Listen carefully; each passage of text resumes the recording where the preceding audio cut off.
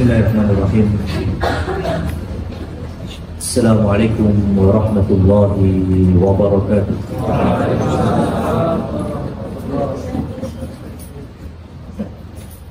Alhamdulillahirabbil alamin. Hamdan wa syukran lillah. Asyhadu an la ilaha illallah wahdahu la syarika lah. Wa asyhadu anna Muhammadan abduhu wa rasuluh. Allahumma shalli wa sallim ala nabiyyina Muhammad. Allahumma inna nas'aluka 'ilman nafi'an wa rizqan thayyiban wa 'amalan mutaqabbalan. Ma ba'du. Rekan-rekan sekalian, rahimani wa rahimakumullah. Alhamdulillah, di hari ini Allah berikan nikmat berupa petunjuknya dalam program kajian rutin Selasa pagi, di mana pekan ini kita kembali menyirami hati kita untuk mengokohkan tauhid ataupun akidah Islam. Teman-teman, ada sebuah buku tipis sebetulnya dikarang oleh Syekh Shalih Ibnu Utsaimin rahimahullah. Judulnya Hikmah Irsalir Rusul.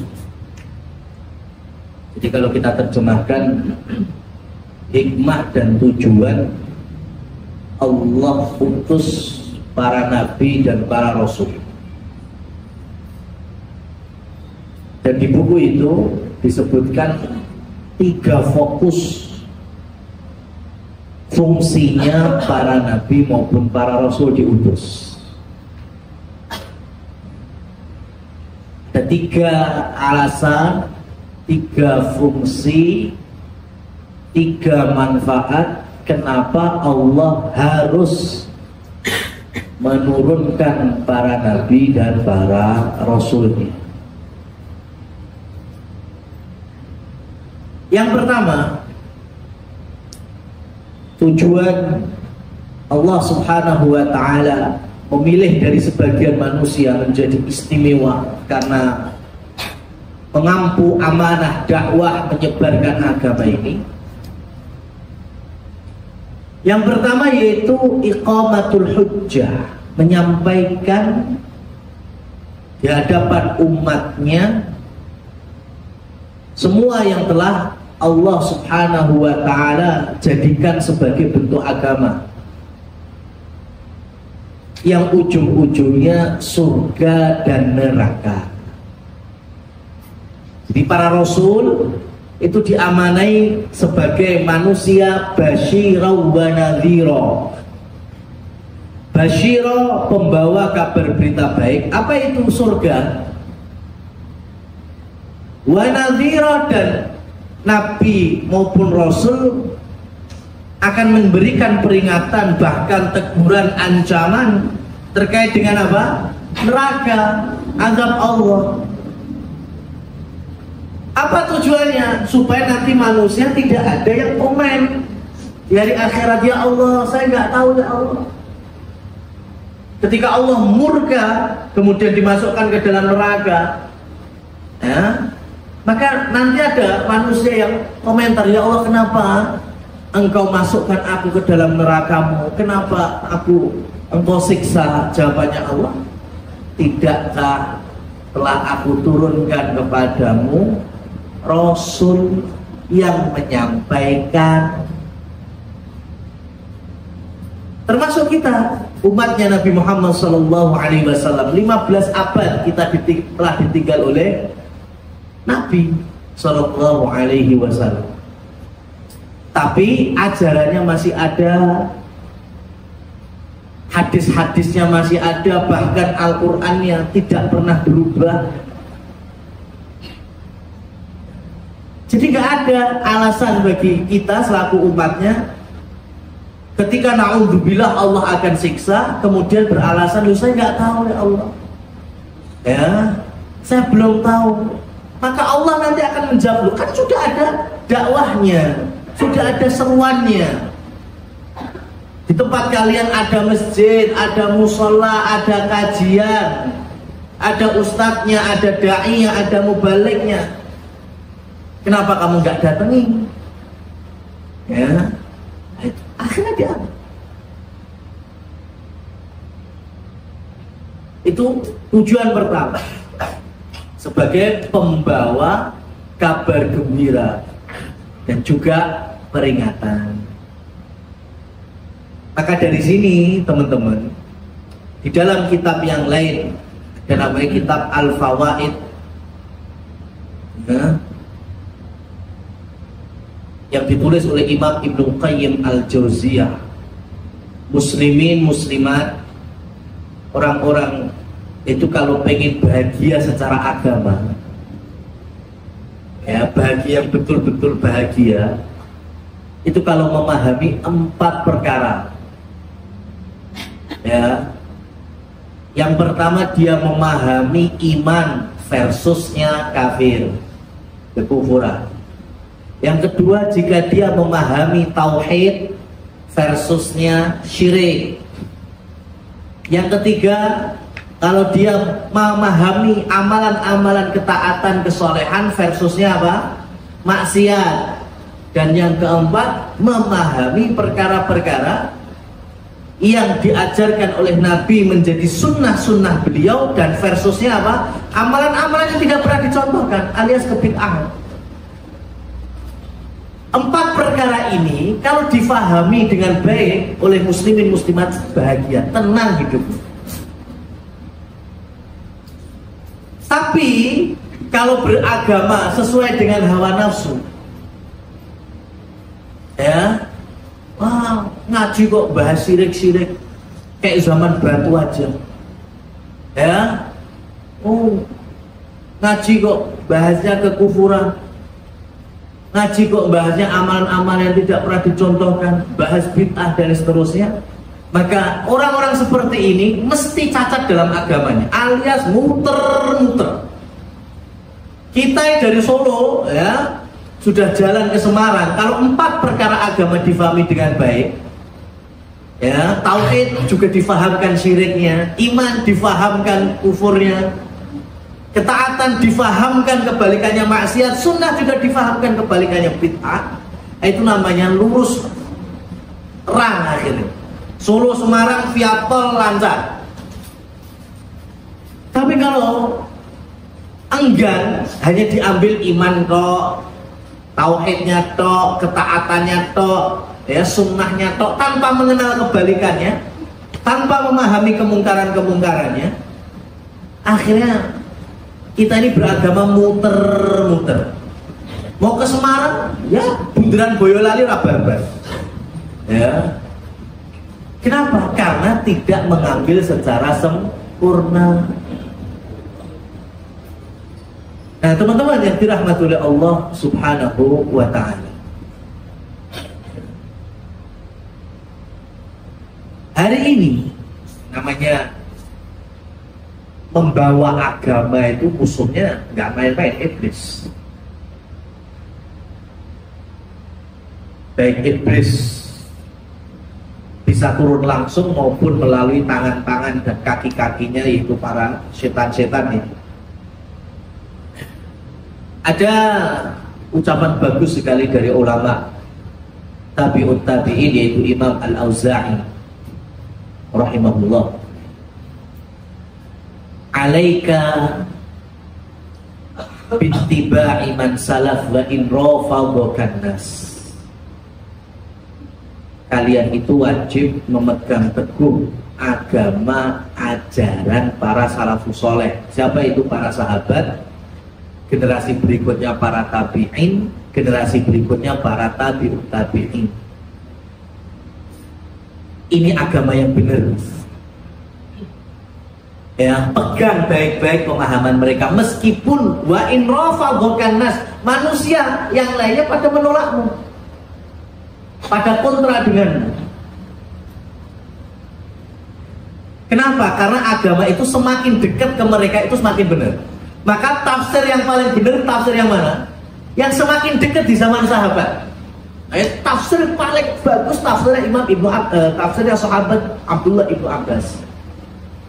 Semakin kesini tafsir, nah itu semakin harus kita kaji. Apalagi datang orang-orang yang Masya Allah ada tafsir versi hermeneutika, ya, tafsir pakai pendekatan ilmu matematika, hitung-hitungan, tambah belajar, ya kan?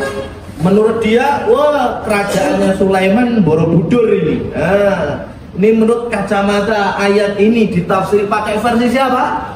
Versi pendekatan ilmu matematika. Ada lagi versi tafsir melalui pendekatan kitab suci sebelumnya, tambah belajar lagi. Ya, Al-Quran ditinjau dan ditafsir melalui Taurat dan Injil. Lalu Al-Quran itu penyempurna Taurat dan Injil, kok malah ditafsirkan melalui Taurat dan Injil. Hati-hati. Ya, semakin kesini tafsir itu malah semakin abu-abu, semakin dekat dengan 3 generasi yang dijamin oleh Allah radhiyallahu anhum wa radu'an. Allah ridha pada mereka, itu para sahabat, itu semakin berkembang.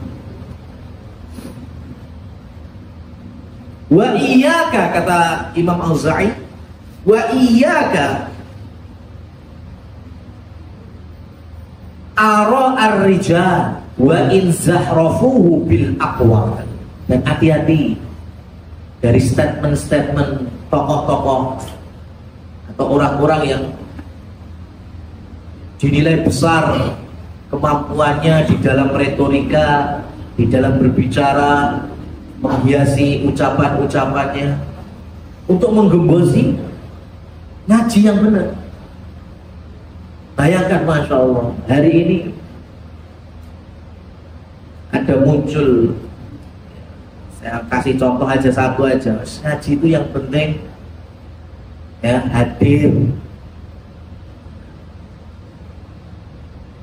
siapapun ustadznya, siapapun da'inya, siapapun mubaliknya, yang penting kajian. Rumusnya cuma satu, ambil baiknya, buang buruknya. Masya Allah. Ya, hati-hati, ini halus nih, biasa ini.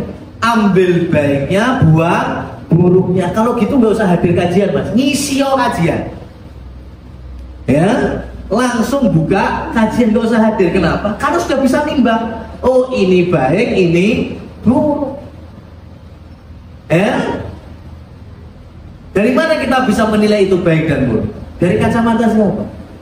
Coba jangan teman-teman di sini lepas alas kaki semuanya. Ada nggak potensi nanti keluar itu? Ya, sendal sepatunya, ya, mungkin sisian, ya, sendal koncone sing dinggo, ada nggak potensi seperti itu? Itu baru urusan sendal kita. Itu aja masih bisa ketukar. Apalagi ini agama. Ya, kalau kita sembarangan, akhirnya bisa ketukar. Dengan modus tadi, yang penting ambil baiknya, buang buruknya. Masya Allah. Pinter sekali kita sudah. Seakan-akan udah tahu. Jadi kita ini seperti ngetik di Google. Atau mengetik apa? Contohnya mau berusaha jualan, buka kuliner pecel Lamongan. Sampai ketik di Google tips sukses jualan pecel Lamongan, insya Allah yang keluar apa? Ya, yang keluar apa? Bawah-bawahnya itu yang kita searching, semua yang berkaitan tips jitu, cara, ya, apalagi kiat-kiat supaya jualan pecel Lamongan kita laris manis. Semangat kita. Besok buka bakulan.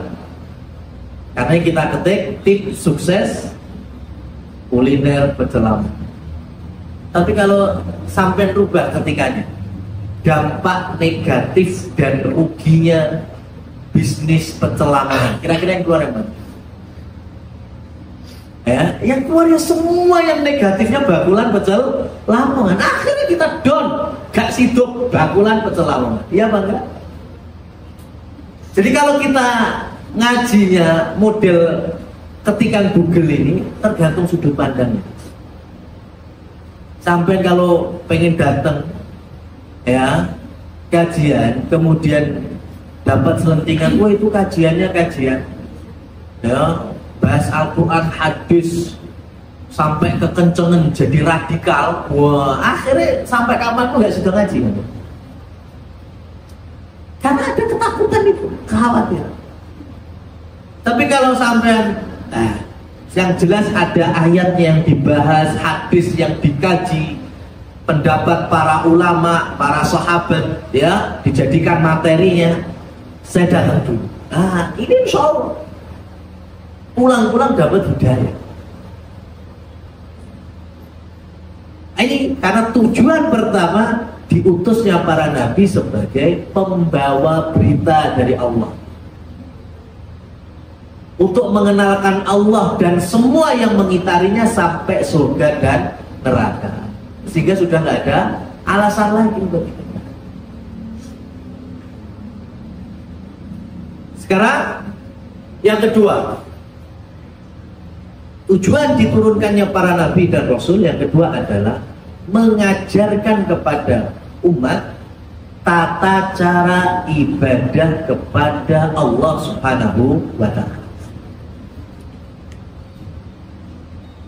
Ya. Jadi idealnya agama, mas, idealnya agama, saya nggak ngomong agama semuanya sama ya. Hati-hati ini juga nih muncul statement agama itu baik semua, setiap agama mesti mengajarkan kebaikan ya. Lah terus apa gunanya Allah ciptakan surga dan neraka?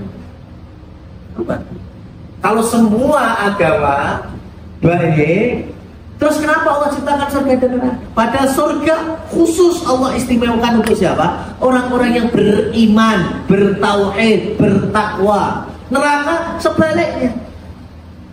Berarti orang kafir, non-muslim sampai akhir hayatnya di mana ujung-ujungnya? Di neraka. Karena itu tujuan diciptakannya neraka. Jangan ketipu dengan hari ini semua agama baiklah. Bagaimana kita memahami inna dina indallahil Islam, satu-satu agama di sisi Allah yang dianggap cuma satu, Islam. Islam versi tauhid, mengisahkan Allah. Berarti yang lainnya tertolak. Dikira di zaman Nabi Muhammad SAW mereka itu nggak kenal Allah. Padahal mereka itu mengenal Allah yang ada di langit, tapi mereka jadikan sesembahan-sesembahan di sekitar Ka'bah untuk apa? Sebagai wasilah sarana supaya lebih cepat, lebih dekat dengan Allah. Makanya Allah punya nama apa? Ilah yang disembah. Mereka buat yang di bumi dengan nama Lata. Berhala Lata itu dari batu itu. Allah punya nama apa? Al-Aziz. Makanya mereka bikin juga berhala, di bawahnya namanya Uzza. Uzza, Lata itu sama. Uzza dari Aziz, Lata dari Ilah. Jadi mereka bukan bodoh, nggak mengenal Allah. Mereka mengenal Allah, tapi mereka menyekutukannya dengan apa? Ya itu tadi, berhala-berhala yang mereka ciptakan sendiri. Dan sekarang kita jangan dianggap bahas tauhid syirik sekarang. Emang zaman batu. Ya memang syirik pertama itu dengan faktor apa? Batu. Karena mereka mengagungkan orang yang soleh yang sudah meninggal, dibikinkan patung, diukir, dibentuk dari apa? Materialnya dari batu. Ujung-ujungnya disembah. Saya mau tanya, hari ini apakah sudah hilang syirik model batu? Masih ada. Batu apa? Batu akik. Oke, bisa. Ada orang yang rontok akidahnya gara-gara melalui batu akik. Ya, kalau warnanya ini, untung, warnanya ini, rugi warnanya ini, oh sehat warnanya ini, oh sakit.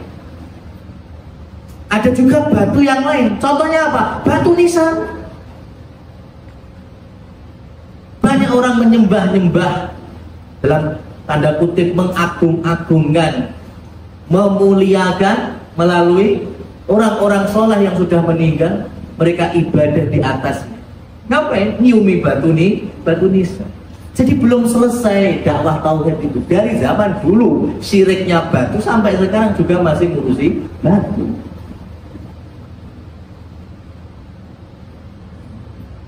Maka idealnya agama itu punya dua sisi. Yang pertama, mengenalkan Tuhannya. Yang kedua, mengenalkan cara ibadah kepada Tuhan. Dan Islam punya dua-duanya. Ya, Islam punya dua-duanya. Kita punya syahadat semuanya.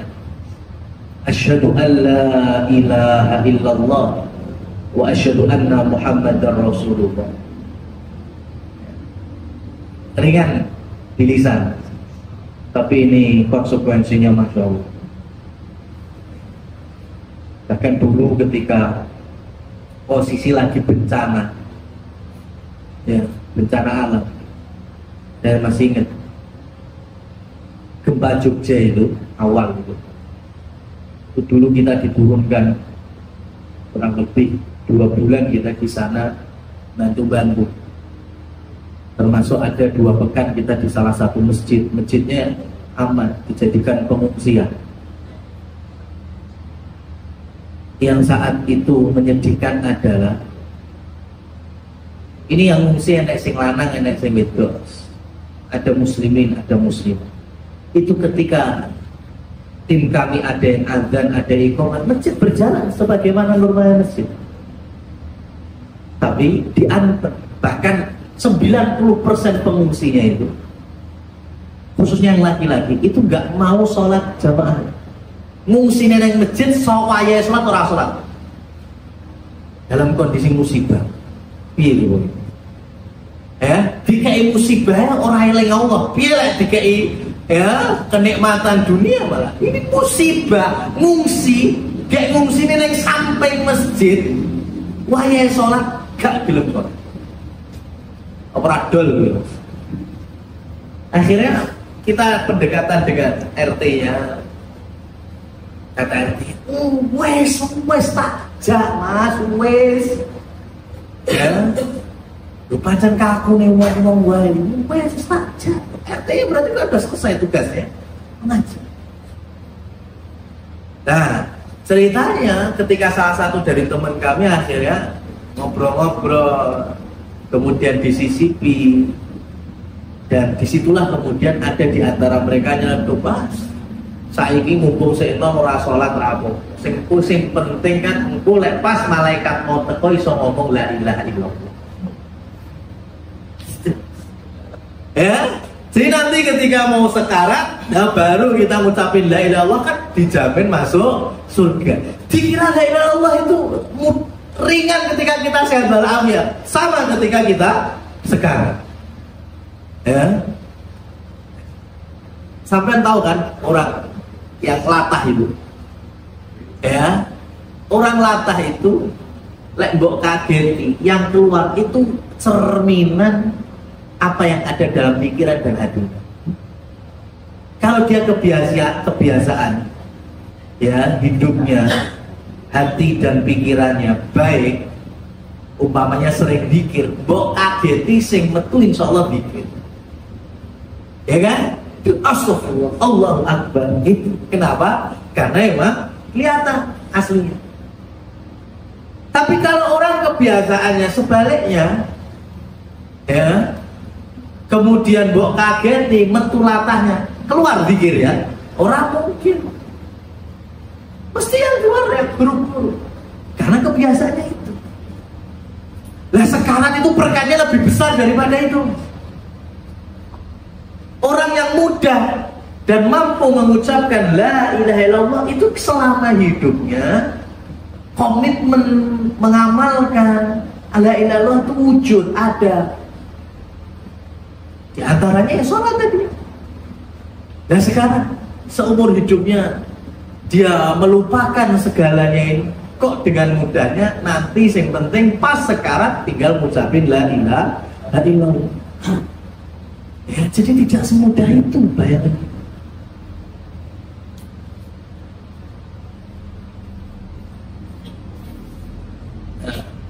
Teman-teman yang dirahmati Allah Subhanahu wa taala. Apalagi yang seperti yang saya sampaikan juga ya. Ini yang berkaitan dengan tauhid paling ujungnya. Jangan sampai kita tertipu dengan banyaknya riwayat-riwayat palsu. Seakan-akan nggak perlu la ilaha illallah di akhir hayat. Kenapa? Karena siapa yang meninggal dunia dan di lambungnya dan tenggorokannya masih ada sisa kopi, maka dia akan terbebas dari azab kubur, siksa neraka. Rawahu Warmindo dan Warkop. Nah, ini jelas bikinan ya orang-orang ya yang senang kopi. Hati-hati mas. Ya, dan itu marak bertebaran. Ya, dan ini jelas hadis palsu. Ya, nggak perlu nanti kalau ada sekarat, nggak usah ditalkin mas glonggongan kopi, wes. Kenapa? Ya Allah kita ngaji tauhid bener-bener, ya. Masuk kalah yang lambungnya terisi kopi, tenggorokannya masih ada bekas kopinya, ya. Aman dari siksa kubur, aman dari siksa neraka. Nggak mungkin, ya. Kebacut tenang, ya. Kebacut. Antum ketik itu muncul semua ya, model-modelan, ya. Seakan-akan agama itu ringan sekali. Padahal Rasul Shallallahu Alaihi Wasallam mengatakan ala sil'atallahil ghaliyah, ala sil'atallahil jannah. Bukankah perniagaan dengan Allah itu mahal, yaitu surga? Nah, teman-teman yang dirahmati oleh Allah Subhanahu Wa Taala. Jadi syahadat kita asyhadu an la ilaha illallah wa asyhadu anna Muhammadar Rasulullah itu punya dua sisi agama yang sangat ideal. Yang pertama mengenalkan Tuhan, berarti mengenalkan Allah. Dari mana? Syahadat kita asyhadu an la ilaha illallah. Itu mengenal Allah. Ya, dan asyhadu an la ilaha illallah kita meyakini tidak ada sesembahan yang berhak disembah, berhak diibadahi. Berarti pertama mindset kita semua Tuhan itu salah. Semua Tuhan itu tidak ada. Semua Tuhan itu nggak bisa kita ibadahi. Baru kemudian ada illallah, kecuali Allah. Nah, berarti kita ibadah hanya untuk satu, lillah, pada Allah. Puasa kita, sholat kita, zikir wirid kita, ya semuanya, sedekah kita, infak kita hanya ditujukan kepada Allah Subhanahu Wa Taala, tidak kepada yang lain. Itu yang pertama, mengenal Allah, dikenali Allah satu-satunya ilah. Nah, kalau cacat yang pertama jatuhnya apa? Syirik mesti. Hilang ikhlasnya, apa namanya? Cacat kan berarti. Apalagi beribadah kepada Allah juga kepada yang lainnya. Apa namanya ini? Syirik. Berarti konsekuensi kalau kita tidak paham yang pertama asyhadu an la ilaha illallah, jatuh kepada syirik. Nah, mengenal Allah butuh yang kedua. Apa? Mengenali bagaimana tata cara ibadah untuknya. Dan itu ada pada syahadat yang kedua, wa asyhadu anna Muhammadar Rasulullah. Kita bersaksi bahwa Rasul utusan Allah menyampaikan gini tata cara ibadahnya. Maka Nabi SAW menyampaikan sholat, shollu kama ra'aitu muni usolli, sholatlah sebagaimana aku sholat. haji umrah, khudhu anni manasikakum, ambil dariku bagaimana tata cara manasik kalian. Ya, cara makan, cara minum, semuanya, zikir, doa. Ternyata konsep kita dalam beragama bukan masalah yang penting ibadah, yang penting akeh amalan. Tidak, yang penting ikhlas dan sesuai petunjuk Rasul. Meskipun titik, kenapa? Karena namanya syarat diterima amal itu dua. Ikhlas, turunan dari asyhadu alla ilaha illallah. Yang kedua, ittiba, mengikuti petunjuk Nabi, turunan dari wa asyhadu anna Muhammadar Rasulullah. Ya. Sekarang namanya hilang syaratnya. Coba sekarang, syarat masuk menjadi ya keluarga besar Thayyibah, ada poin-poinnya. Hilang poin-poinnya, bisa masuk? Ya bisa, namanya syarat. Kita sholat, ada syarat sahnya wudhu, bersuci bisa. Sekhusyuk apapun sampean sholat, setumak ninah apapun, tapi tanpa bersuci, sah sholatnya. Nah, batal. Sekhusyuk apapun kita sholat, setumak ninah apapun, wudhunya bener, tapi untuk kita di Indonesia ngadep ngalor, sah apa enggak sholat? Batal. Kenapa? Karena syarat sahnya sholat itu ngadep kiblat, dan kiblat kita mulung. Sekarang syarat sahnya diterima amalan itu yang pertama ikhlas, yang kedua mengikuti petunjuk Nabi. Berarti kalau hilang ikhlasnya, tidak mengikuti petunjuk Nabi, gimana amalnya? Rugi, itu keseltok.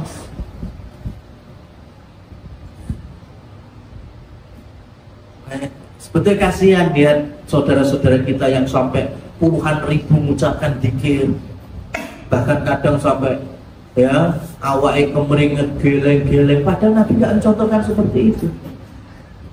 Kasihan. Ya itu tadi alasan. Yang penting amal, bukan seperti itu. Yang penting amal kita ikhlas dan sesuai petunjuk. Karena di antara fungsi tujuan diturunkan Rasul ngajarin. Kalau kita bikin sendiri, lah berarti seakan-akan Nabi itu nggak lebih pintar dari kita. Kita yang lebih keren daripada mereka, mempunyai tata cara agama sendiri. Tahu begitu? Enggak.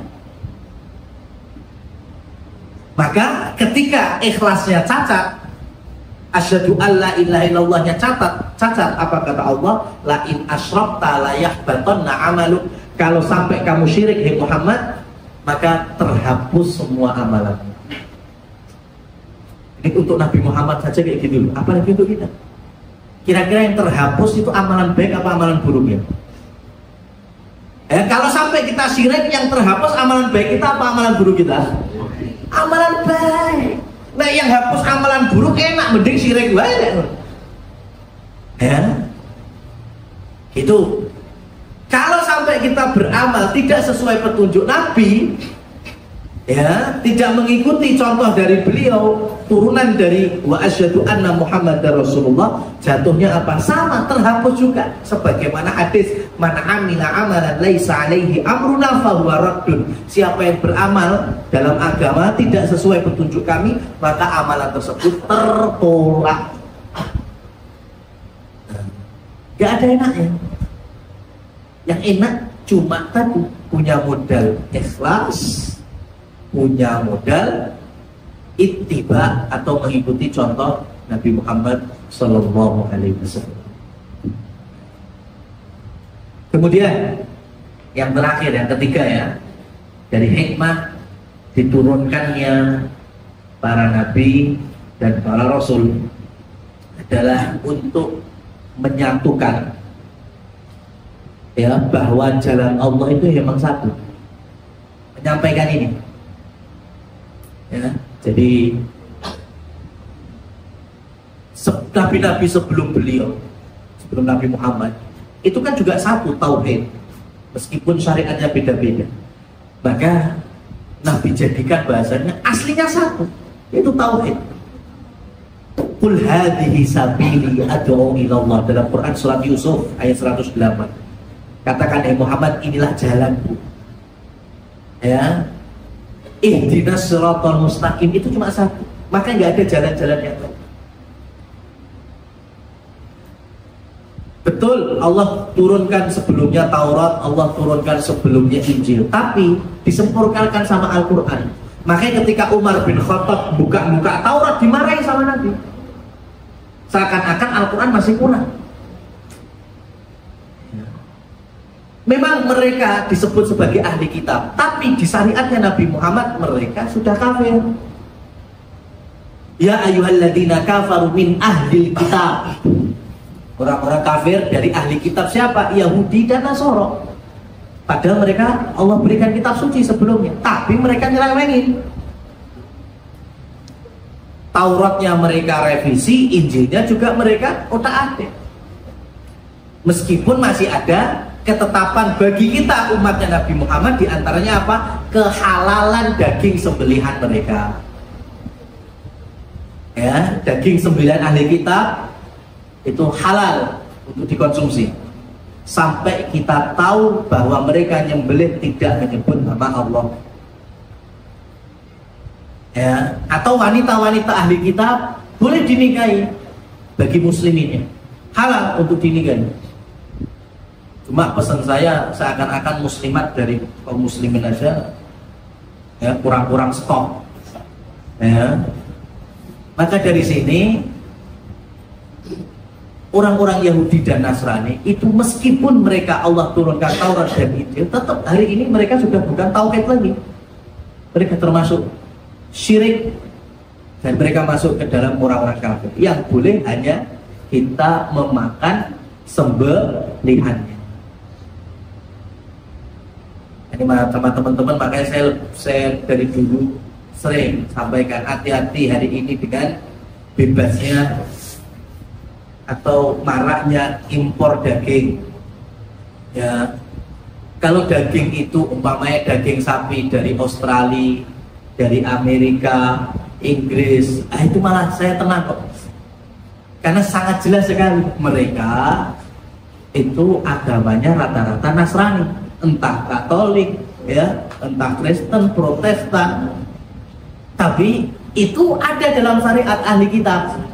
Sembelihannya atau dagingnya boleh kita konsumsi sampai kita tahu mereka menyembelih bukan dengan menyebut nama Allah. Ya. Jadi kalau daging dari mana? Ya, dari Australia. Australia rata-rata orangnya beragama Nasrani. Ya itu malah nggak apa-apa.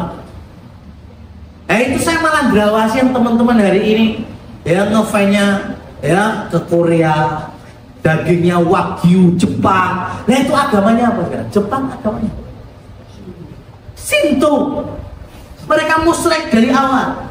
Korea juga apa? Hati-hati malah. Itu sembelihan yang datang bukan dari ahli kitab, hukum asalnya malah haram. Ya, malah haram.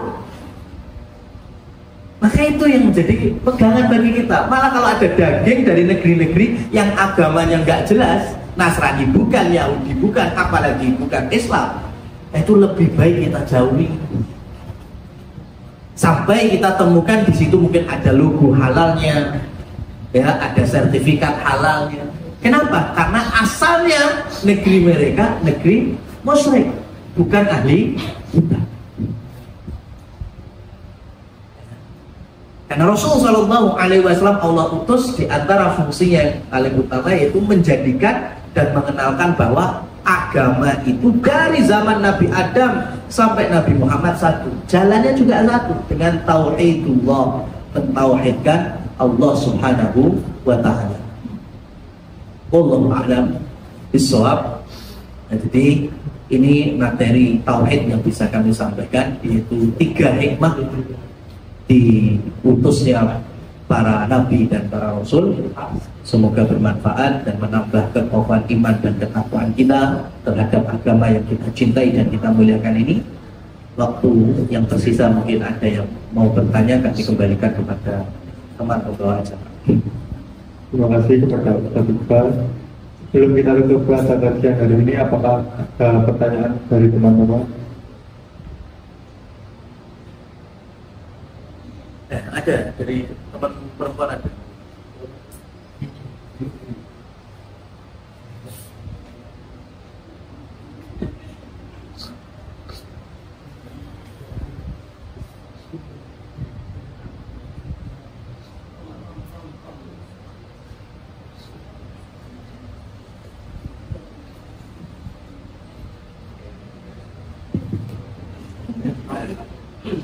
Assalamualaikum warahmatullahi wabarakatuh. Assalamualaikum. Perkenalkan nama saya Prima Ustaz. Maaf, saya sebenarnya mau tanya itu malu Ustaz. Tapi kalau nggak tanya nanti saya tanya siapa.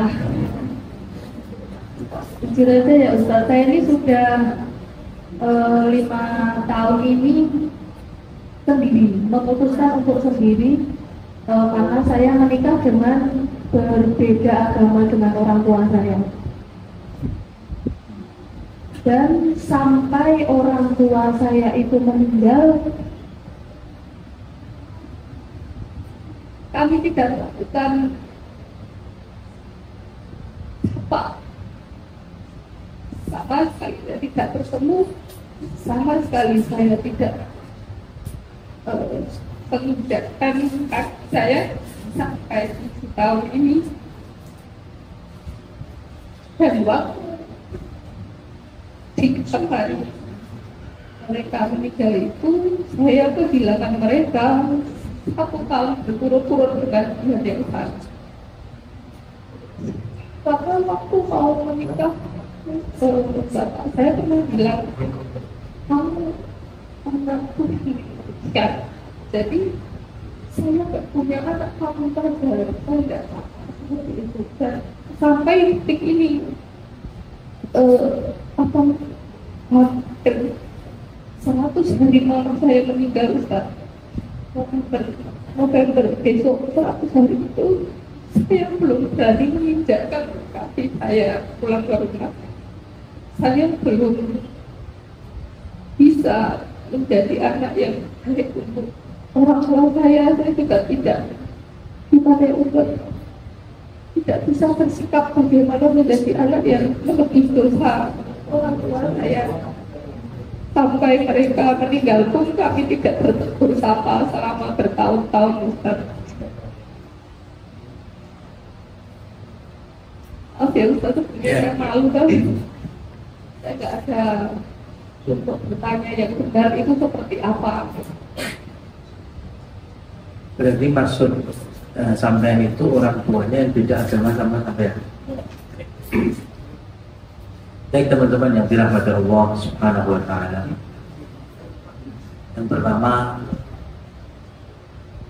saya ingatkan kepada semuanya, bersyukurlah jika kita ini dianugerahi keluarga atau nasab muslim.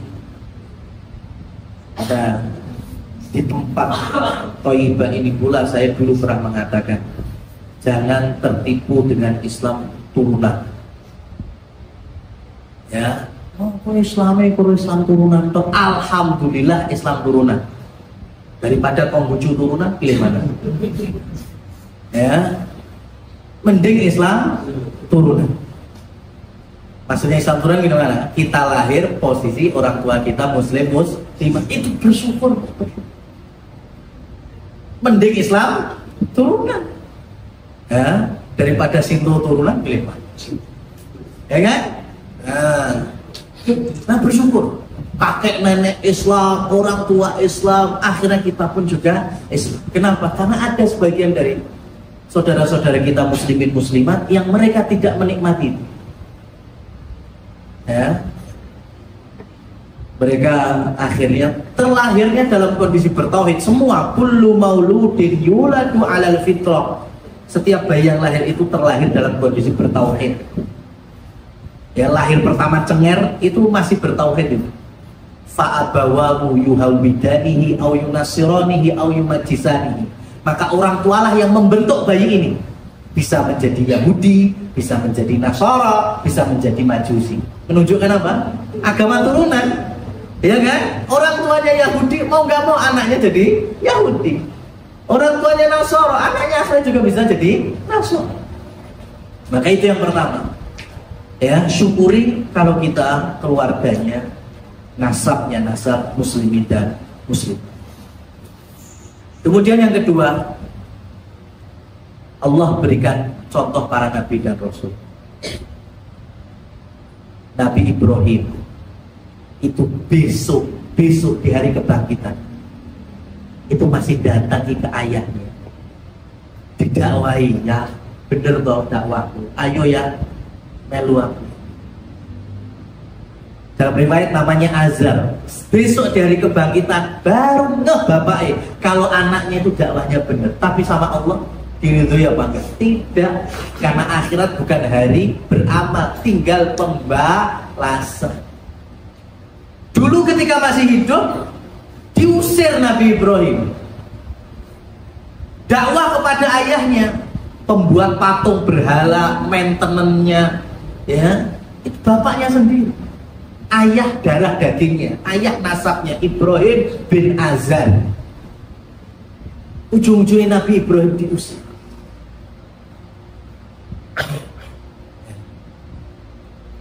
Mungkin di antara sebagian muslimin hari ini ada yang mungkin diusir, ya, dicoret dari kakak misalnya, atau mungkin sempat terlontar, ya, nggak dianggap jadi anak. Itu di antara ujian dan cobaan memegang tauhid. Ya, dan Nabi Ibrahim pun termasuk anak yang berusaha berbakti, tapi ujungnya diusir. Saking baktinya di hari pembalasan saya dijak, tapi Allah nggak meridhoi. Itu contoh dari Nabi Ibrahim. Contoh dari Nabi Muhammad SAW, rahim yang paling sempurna adalah rahim yang dimana dari situ melahirkan Nabi Muhammad SAW. Rahimnya Aminah. Tapi ketika Rasul dewasa jadi Nabi, perjalanan ke Madinah melewati daerah Abwa, di situ ibundanya dikuburkan. Nabi selaku anak otomatis ya punya akhlak, pengen bekti kepada sosok ibunya. Beliau datangi kuburannya, beliau lama di situ sampai akhirnya Allah tegur, gak usah lama-lama di kuburan ibumu. Ya. Tapi dilarang. Bahkan ketika mendoakan Allah tegur, gak bisa Muhammad. Betul itu darah dagingmu darinya, tapi masalah agama berbeda. Tapi sedih selaku anak sedih. Tapi karena perintah Allah, beliau utama. Akhirnya beliau sama Zaid pergi dari kuburan. Ketika masih kanak-kanak dirawat oleh pamannya sendiri Abu Thalib, bahkan membela dakwah beliau ketika sudah jadi Nabi. Tapi meninggal dalam kondisi nggak masuk Islam, nggak bersahadat. Nabi pengen bakti sama mamanya, didoakan. Allah tegur, innaka la tahdi man ahbabta walakin Allah yahdi man yasha. Muhammad, hidayah itu nggak di tangan Allah. Allah tahu Nabi itu ya cinta sama mamanya, sangat cinta dari usia 8 tahun loh. Sampai yang nikahkan juga Abu Thalib. Makanya Nabi ngambil Ali sebagai apa? Bentuk balas budi. Ali bin Abi Thalib itu kecil dimasukkan ke rumah Nabi. Kenapa? Karena dulu Nabi kecil dirawat sama Abu Thalib. Tapi ketika wafat, Nabi minta ampunan kepada Allah, Allah tegur. Dan tegurannya sampai di level apa? Nabi tidak boleh ngurusi jenazahnya. Jadi dalam sirah Nabi Muhammad, Nabi itu setelah tahu pamannya meninggal, itu beliau nggak takziah. Kenapa? Karena memang beda. Yang satu ahli tauhid, yang satu bukan. Ya. Jadi teman-teman yang dirahmati oleh Allah Subhanahu wa Ta'ala, kalau ternyata kita punya orang tua yang belum menikmati hidayah iman dan Islam, maka selaku anak dan kita sudah merasakan kenikmatan iman dan Islam, itu tetap ada yang perlu dijaga sebetulnya, yaitu hubungan anak dan orang tua. Bahkan bakti yang paling tinggi yaitu bakti ketika anak bisa merangkul mereka menikmati hidayah iman dan Islam. Tapi kalau tiba-tiba dalam proses itu malah ditunduk, diusir, bahkan dicap bukan anak lagi, maka ini pun bukan bagian dari durhaka. Ya, sekali lagi, bukan bagian dari durhaka. Contohnya, muslimah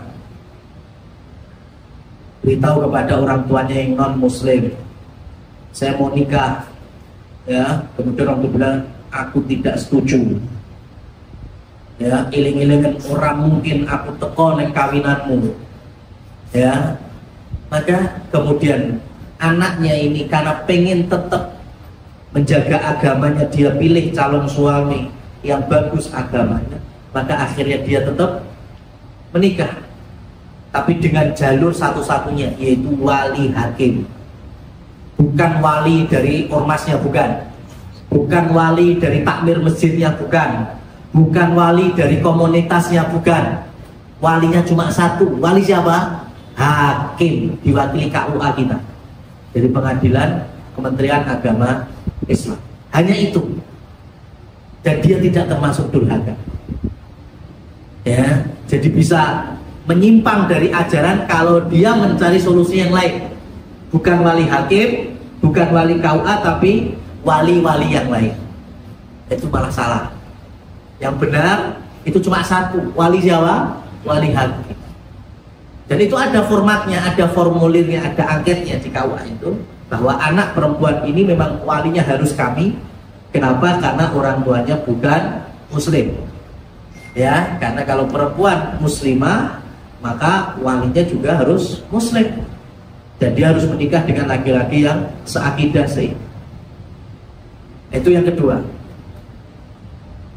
Yang ketiga, seharusnya ketika masih bisa diperbaiki, ya, kita mungkin sesekali nengok, sesekali berziarah, berkunjung kepada rumah orang tua kita, bawakan hadiahnya, ya meskipun mungkin di hati jengkel, ya, tapi karena kita mencintai karena Allah supaya orang tua ini bisa katut ke tauhid, itu ini yang lebih bagus.